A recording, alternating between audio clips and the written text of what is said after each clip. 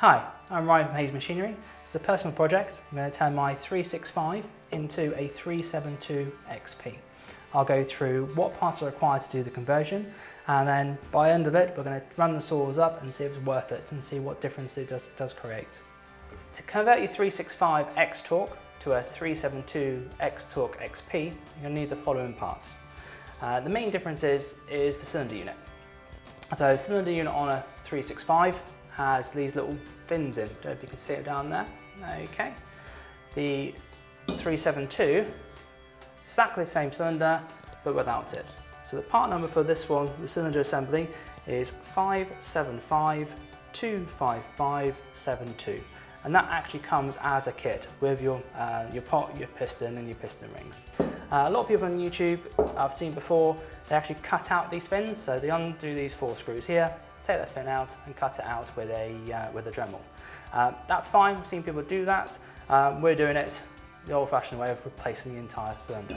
To allow more air into the machine, what you also then need is your filter housing. So the difference between that one there's the one off the 365, and then it moves to this one here, which is off the 372.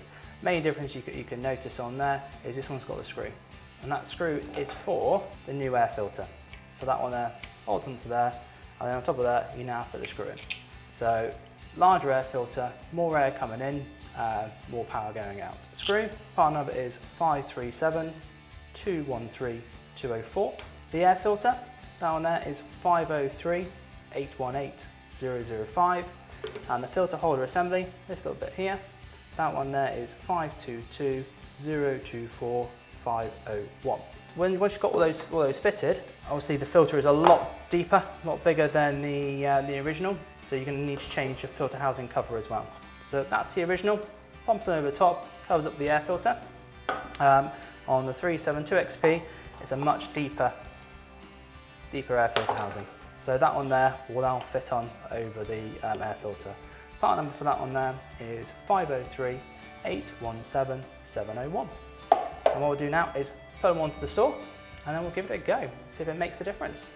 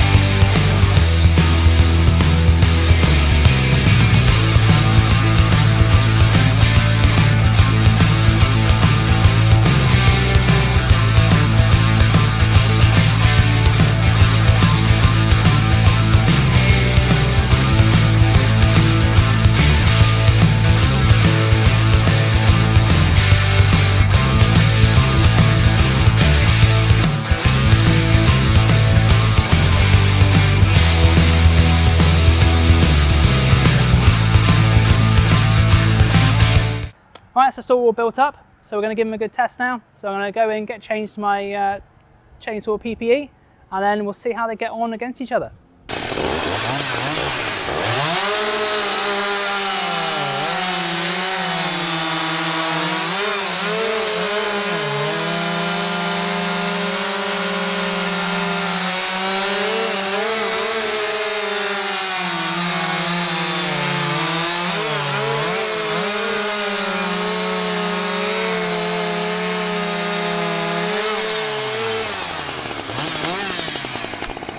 Right, for the test, both saws are running the standard 20-inch Husqvarna bars, and they both had brand new 3/8 1.5mm chains fitted to them. As you can see from the video, the 372XP did cut much quicker going downwards, but lost the speed going back up. That was more down to technique rather than the power of the saw.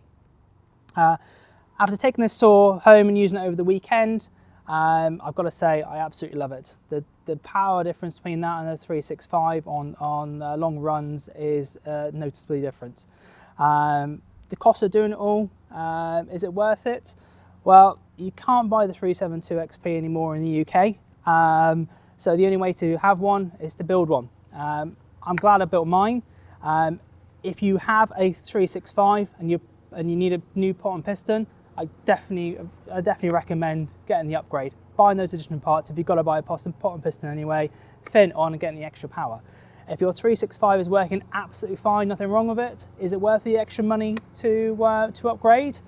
That's for you to decide. Thank you very much for watching this video, and we'll see you again in the next one.